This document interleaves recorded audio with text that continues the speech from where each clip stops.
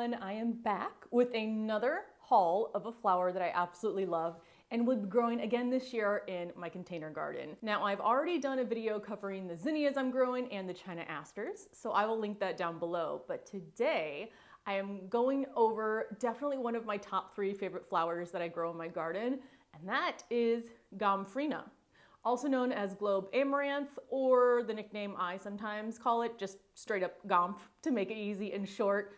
I think this might be the flower that people associate with me the most because I fell in love with it immediately when I saw it, and then I tried to force a bunch of other people to grow it based on how much I loved it. The reason, well, there's a lot of reasons I love these. The main one is just how they look. To me, they don't look like a flower I was used to seeing growing up. They look like something that belongs in like a land in Dr. Seuss, which turns out one of the Gomphrena varieties I grow is named for Dr. Seuss. So I just fell in love with how unique these were. And then my goal became growing all of the varieties that exist, which I think I'm very close to doing. Luckily, there are not as many varieties of Gomphrena as there are zinnias, but because I've grown a lot in the past, I'm not necessarily growing varieties that I've tried that I didn't love this year. So I am gonna go over specifically the Gomphrena I'm growing this year, but then I will also go over all of the Gomphrena I've ever grown because you might have different tastes in flower colors than I do. So I wanna go over everything I've grown, show you again photos and videos of it in my garden. But first, let me talk a little bit about Gomphrena in general. Gomphrena is a cut and come again flower, which again is what I love in my garden. Small spaces, cut and come again flowers are just perfect because you can harvest so many. And not only do I use them in bouquets, but I also dry them. This is usually the flower I dry the most of. I left too many out in the garden this winter for the birds, but these dry almost identical to how they look when they're growing in the garden. These in status, it's hard to even know what's fresh or what's dried once you're looking at it. And I use these in so many dried flower projects over the winter. So I have here, this one is the Snow White Gomphrena. This is a mix of carmine, truffula pink, I think the raspberry cream. Again, I'll go over all of the specific varieties that I have, but I think this is just one of the most beautiful flowers and flowers I get the most use out of in my garden. Gomphrena is typically grown as an annual. I think in zones 9 to 11, it could potentially come back as a tender perennial, but they are native to South America, so not the Chicago climate. So I always 100% grow them as annuals. These also tend to be one of the most pollinator friendly flowers that I have in my garden. So they're always covered in bees or wasps. They attract butterflies. I would say zinnias and Gomphrena is what I see butterflies on the most in my garden. They've attracted hummingbirds. I don't get too many hummingbirds, but I always love it when I see one. And then the reason I left so many Gomphrena plants outside this year is that the finches were just eating off of them like crazy. So I figured I would leave some of them outdoors over winter for them to continue to eat off of. But again, I definitely didn't harvest enough for myself, so I'm gonna make sure that I do that this year. So let's go ahead now and jump into the varieties that I have in front of me. So these are ones I definitely will be growing again this year. I do have some that I still need to order that I love and I'm gonna grow again this year. And I'll also then go into all of the other varieties I've tried but might not necessarily be growing again. And per usual, most of these are from Johnny Seed. Again, not sponsored, just love their site. So overall, my number 1 Gomphrena, solely based on color, is QIS Carmine. I believe this was the first Gomphrena I ever tried. I know that I first got introduced to Gomphrena through Garden Answer. I think she was growing the truffula pink though, or maybe it was carmine. Either way, I went looking for a pink Gomphrena and I found QIS Carmine Gomphrena on Johnny's Seed. This is my favorite color of what I have called in the past hot, cool toned pink, which made sense to people, so I'm going with that. But it's also right here, this one. And again, the color is almost identical. Maybe it's slightly deeper of a color once it's dried, but not that much of a difference. But I love pink, as we know. So that's my number 1, have to have every year. I did not have enough of it in 2024, so I'm making sure I grow more of it this year. Now, as far as growth habit and growing instructions, I'll go over what's on the seed packet, which will basically be identical to all of the other varieties, so I won't be too repetitive. But looking at the back of the Carmine seed packet, it does recommend transplanting. They take a little bit slower to germinate and grow, so I do start mine inside. I will go over all of that after we get through the varieties. Height for the Carmine is 18 to 28 inches. I feel like mine gets slightly taller than that, especially in the raised bed that I grow them in. And then it says for spacing, 6 to 8 inches apart, no pinching or support necessary. I do not follow spacing for Gomphrena, and again, I will go over that after we get through the varieties and the spacing recommendations. Part of that was a happy accident. So again, that's my number one Carmine. I would see the other varieties I'm growing. I don't really have an order of favorites, so it's Carmine in first, and then all of the other ones I'm growing in second place. So next up is Gomphrena Raspberry Cream. This is a light pink. It's still a pretty saturated pink, but definitely a lighter pink when compared to Carmine. I don't think I have any that I dried, which again, I don't know why, but this was my favorite not hot pink color. So I really love this one. I tried a few other lighter pink colors, but this one was a good happy medium of not being so light that it almost looked white, but also not being too deep that it was no longer in the category of light pink colored. So I love this one. Let me see if the height is any different. Nope, same. All of the information is the exact same. So 100% growing that one again. Then I have Gomphrena Audrey Purple Red. This is my favorite purple. I've tried, I think, 2 different purple colors, and I loved how vibrant the Audrey Purple Red was. This is a very vibrant purple, definitely leans a little bit more towards red than blue. And I find that with Gomphrena, I really do trend toward, I think, the more vibrant colors, even though I have colors that are not vibrant. They're just like little happy balloons. So I love seeing the bright colors of the Gomphrena. I also feel like, this might just be me and not true, but I feel like the pollinators are also attracted to the more brightly colored ones. But again, that might just be in my head and not actually based in reality. But Gomphrena Audrey Purple Red is my favorite purple. I'll go over the other purples I've grown. Also, 18 to 28 inches. Oh, here's one that's a little bit shorter. QIS Orange Gomphrena. I don't really remember it actually being shorter than any of the other Gomphrena in my garden, but this one is 18 to 20 inches. You know what, I did say everything else was second. Maybe this would be like third place, just because I don't use a lot of orange, or I don't love a lot of orange flowers in the garden, but then sometimes that does change as well.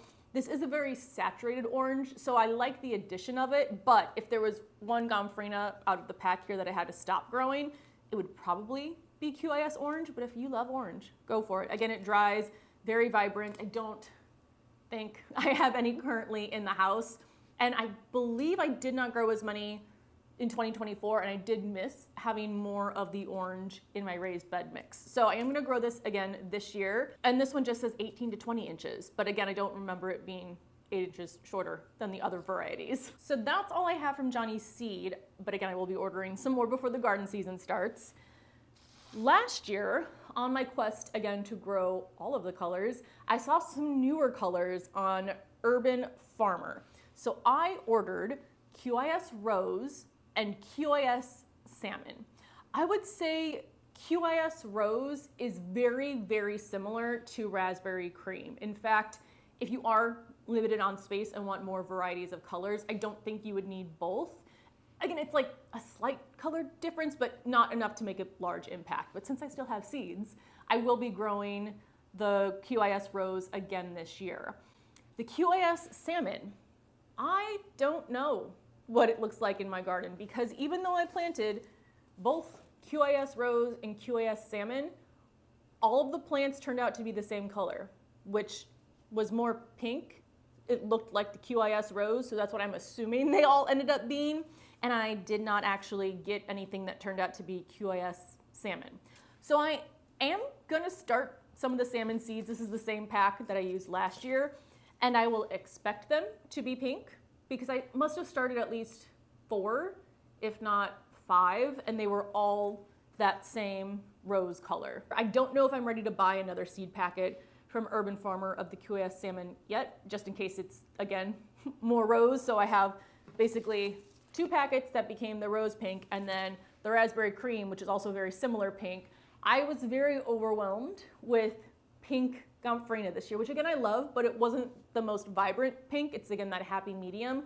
So I didn't like that so much of my Gomphrena was just that one color. So I'm definitely keeping that in mind for this year and making sure that I have a more even split between all the different colors that I have. The last Gomphrena that I have right now is Snow White Gomphrena, which is this over here. Now in the garden, it did grow a pure white. So when I used it in my bouquets, it was a pure white flower, but when it dried, it became more of this creamy color, which I actually really like as well. So I don't mind as much. This one changed color. It definitely changed color the most of any of the Gomphrena that I dried, but I love it anyway, whether it's bright white in the garden or like this. And for a while, I didn't really have that many white flowers in my garden because I do love color so much, but I do like having more of it. It creates more of a peaceful environment. So this was next to my flower cart, which in the past I've just thrown a bunch of random plants on it and it looked kind of busy. But this year I went, well, 2024, I went with white flowers and just green or silver foliage. And it created a much more relaxing environment, and it also really worked nicely in bouquets. So I loved having that addition of white finally in my garden. Now let's talk about a few of the other varieties. One that I will 100% be growing, but I usually get the plant from a garden center, is the Truffula Pink Gomphrena, which is this one right here. It is the most different of all the Gomphrena. This is the only one, well, there's another one, but this is one that I grow that doesn't have a very circular head. It has more of like a little firework. So I love this. The reason I get it in stores at garden centers is just because it's easy to find. So because of that, I will just go and pick up a few. I also don't grow quite as many as I do of the other Gomphrena varieties, because even though I do love it dry, I find that I prefer more of these dried. So I will have maybe 4 to 5 of each variety of Gomphrena with the globe-shaped heads, and then maybe like 2 to 3 of these. In fact, I think I grew one Truffula Pink Gomphrena in an 8-inch pot, and I had 3 of them lined up. Was that this year or last year?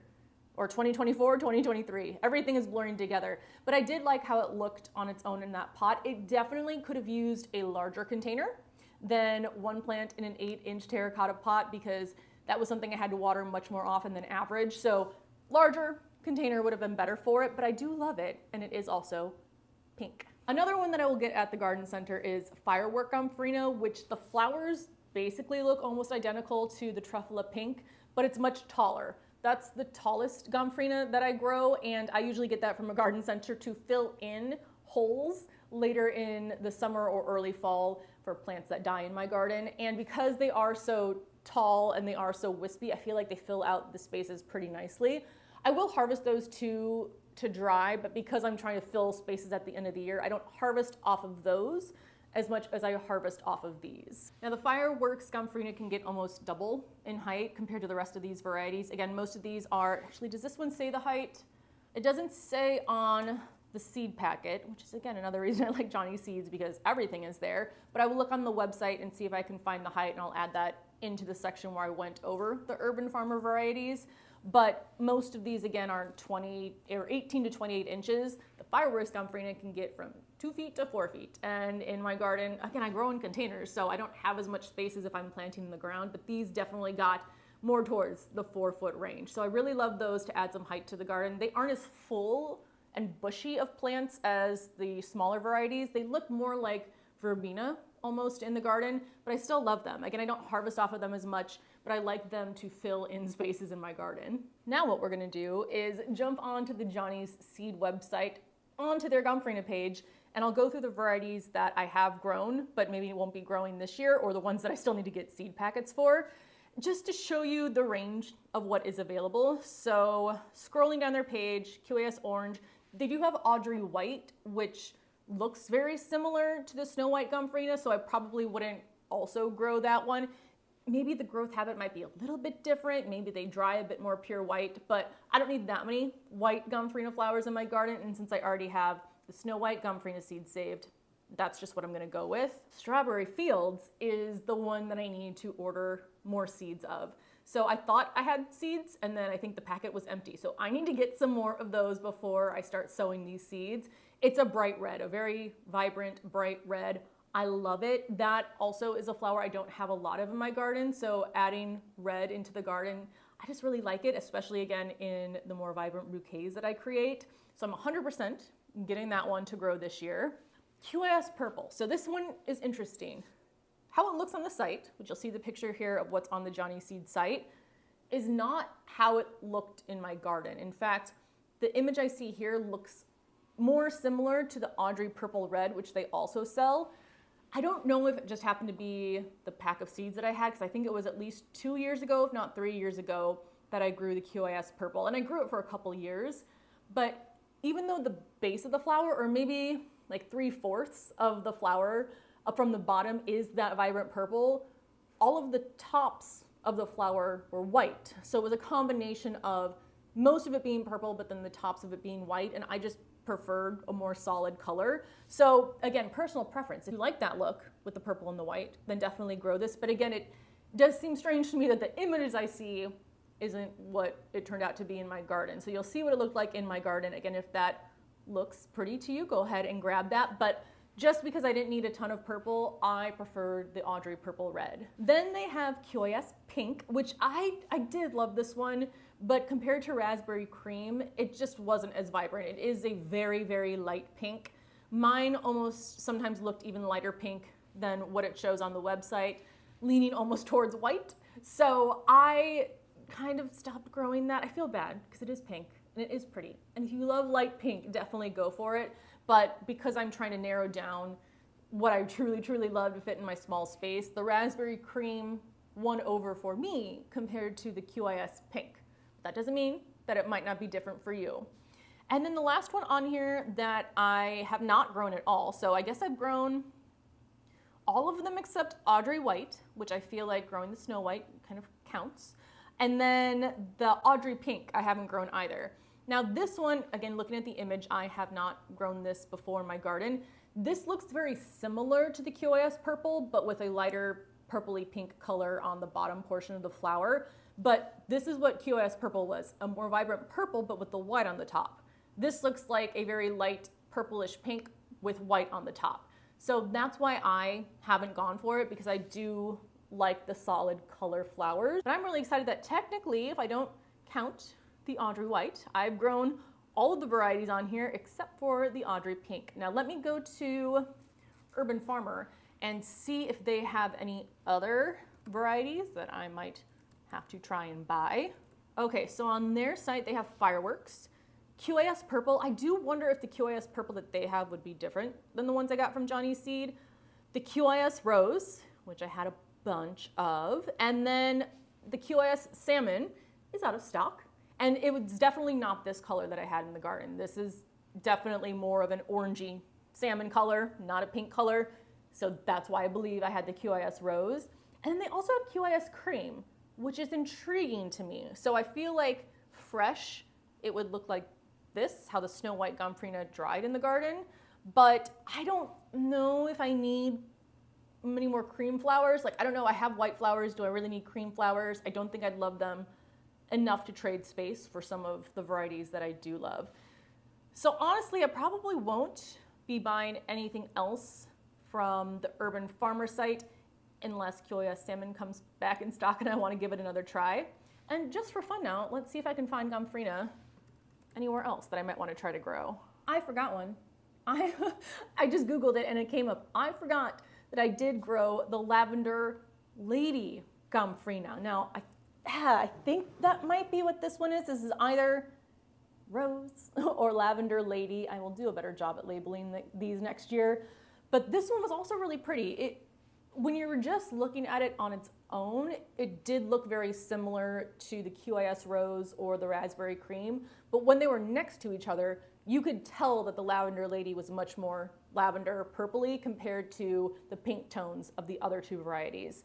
So will I get more seeds for this? I'm trying to think if I loved it enough to get more seeds. That'll be on my maybe list for these. All right, so now let's start talking about actually starting these from seed, planting them, care, maintenance, and any pest or disease issues that you might have. In terms of seed starting, these are by far the slowest to germinate of the seeds that I start, and they're one of the slowest growing seedlings, which means that these get started first in my garden. So my very first round of seed starting is my Gomphrena seeds. Last year I started 10 weeks before our last frost date, so I think right at the beginning of March. That was a little bit too long. I did start them in smaller pellets, and again, I like to try to avoid potting up, so they outgrew those very quickly. I think this year I'm going to try larger pellets 9 weeks beforehand, and that 9-week start date will just be all of my Gomphrena varieties. I think that'll be the plan, and I'll see how they do. Now, a tip I got from Impatient Gardener, because I had posted on my stories a few years ago on Instagram about how the germination was not that great germination rates, and they were taking a long time, and she said to soak them. Soak them for 12 to 24 hours, and I did that, and germination has been much better ever since. Now, what's interesting is that not a lot of the seed packets say to soak them. In fact, I don't think Johnny's Seed does. No, it just says transplant recommended. But there was one packet that eventually I came across that said to soak them, but it wasn't any of these. So I've only actually seen that recommendation on a seed pack once, but soak your Gomphrena seeds. So make sure you soak them, again, 12 to 24 hours, then immediately dump the water out, get them planted in their cells, and then be patient. Don't worry too much if they don't germinate as quickly as your other flowers. And again, they do take a little bit longer to grow. When I move all of my cut flowers outside after our last frost date, again around early to mid-May, these are definitely on the smaller side of the height of the seedlings that I'm moving out. As far as flowering time, these are one of the later flowers to actually produce a bloom in my garden compared to all of my other annuals. Zinnias are usually first. These are usually the last ones. Maybe around end of July. I think by end of July I'm seeing some blooms, but really August, September, October is when they're at their fullest. However, these bloom one of the longest, in fact, potentially the longest of all of my annual flowers. And because they look so similar when they're dried to how they look fresh in the garden, even when the frost does kill them and they start to die, they almost still look just like they were when they were growing. Now let's talk about spacing. So the recommended spacing, I believe it said, was 6 to 8 inches. I think I did that the first year, and then they've started getting closer and closer. And 2024 was the most densely planted my Gomphrena raised bed has ever been. The thing is, I don't know exactly how many flowers I planted. Like I said, some of my seedlings weren't doing very happy inside because I kept them inside too long. When I planted them out, they didn't look great, so I was afraid I was gonna lose a bunch of them. So then I double planted, so basically put twice the amount that I usually do. Some of them were 2 inches apart, if not maybe closer, and then they all grew fine. None of them died. They all grew. It was full and beautiful. And I think I'm gonna do that again this year. Maybe I'll give them a little bit more space, but I think that worked out really well. Now, one of the main reasons why I think I am going to continue spacing my Gomphrena much closer together than recommended is that I, personally, in my garden space, have never had any issues with disease and never had any issues with pests, ever. Since I've been growing these since 2020 or 2019, whenever the first year was, I have never had anything that has caused issues with my Gomphrena. Again, I can't say that is for everyone, but even having them a couple inches apart, they were completely fine. Now, Eric and Christopher from Grow For Me Gardening, I do know that they planted Gomphrena in their yard, and I believe it was rabbits that ate it. I don't have rabbits up here, so I don't have to worry about that. I don't know if deer will eat it either, because again, we are up here. We do have coyotes that run through the streets sometimes, but they never end up on my deck gardens, luckily. So I don't have anything, I don't have any mammals, I guess, that could potentially eat these. I do have the birds, but they don't bother. They just eat the seeds off of the flowers. Nothing kills them. Nothing hurts them. They look basically the same throughout the entire season until they dry in the bed if I leave them. So I love these, both for how they look and for how easy they are to grow. Now, these are also a bit more drought tolerant than, let's say, my zinnias or my China asters. They do all get watered at the same rate, which is usually about every 2 to 3 days, depending on how hot it is and the size of the container they're growing in. But when everything is in a raised bed, my Gomphrena will definitely stand upright for a longer period of time if there is a lack of water compared to my zinnias or China asters, which will have started to droop. So these are definitely a bit more drought tolerant, which could be good if you are living in a hotter climate. But even with watering them on the same schedule as my China asters and my zinnias, they do perfectly fine. I love these. Cut and come again, keep harvesting, they'll keep producing. I couldn't ask for anything more in a flower. Now again, this doesn't mean there aren't diseases out there that can impact them or pests out there that can impact them. It just hasn't been an issue I've dealt with. So if you are in a similar gardening environment to me, hopefully that will be your experience as well. But if you've grown Gomphrena and had any issues with pests or diseases, let me know down in the comments so that we can share that information, just so I don't paint too good of a picture of growing Gomphrena. Now, let me grab the 2 books that I like to read from at the end. I'm pretty sure Gomphrena is in both of them. I know it's in one. So let me grab the books and I'll be right back. The 2 books that I have that go over the different cut flowers, one is Flowers and Their Meanings. So it has a quick introduction into the meanings of flowers historically, and then it does break it out into the individual flowers and what their meaning is. And then the second book is the Encyclopedia of Cut Flowers, and this is more focused on growing these as cut flowers, harvesting them, their vase life. That's what it's more tailored towards, but I love both of these books. Just to find out a little bit of extra information I didn't know. I will link both of these below from Amazon, but I know at least one of these I got at a local garden shop. So I would say if you have any local garden centers, see if they have these first, but I will also link them below in case you want to order them online. So let's start with the cut flowers, because I think this is the one that I know for sure it's in. So hopefully I have this flagged, and I do. Here is Gomphrena, Globe Amaranth. It looks like what is probably QIS purple as far as the Johnny Seed website shows it, but to me it looks like my Audrey Purple Red. And let's see what it says here. These globe-shaped clover-like blossoms in shades of purple, red, pink, yellow, and white, and orange, sit atop upright spikes. These flowers, in quotes, are actually papery bracts or modified leaves. The real flowers grow within these bracts and are barely visible, which is a good point. I'll see if I can zoom in.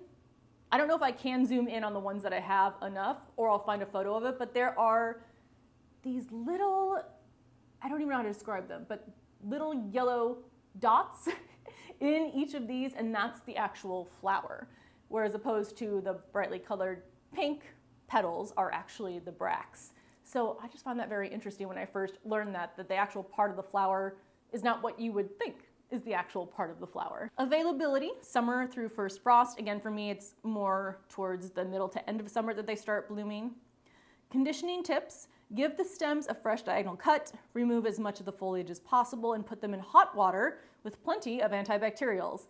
This will keep the flowers from becoming moldy, which is an issue because they last so long. That's what I'm saying. So when you put these in vases, they are one of the longest ones in there, because again, as they are drying out, if the water is seeping through, but like as they're dying, they don't look like they are. So it's just incredible. 100% one of the longest lasting ones, but again, if you're leaving flowers for a long time in water, they can start to mold. So just watch out for that. I've never had mold issues drying them though. Fascinating facts.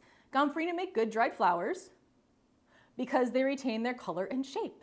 When the blooms are completely open but not too old, simply cut and hang them upside down in bunches, maybe on curtain rods, the book doesn't say that part, to dry. They can be used on the stems, or the globes can be removed for other projects. As a dried flower, they just might last forever. Let's now head into flowers and their meanings. This is the one that I'm not sure if it's listed in, but they do have a lot of flowers, so I'm hoping so. Go into the G section. I don't know if I see it. I don't see it under Gomphrena, and I don't see it under Globe Amaranth. This is making me sad. No. Well, I can no longer recommend this book because of their Gomphrena exclusion. Just kidding. It still is really helpful and really fun and entertaining to learn about the meanings of different flowers. I'm gonna Google the meaning of Gomphrena and see if I can find anything.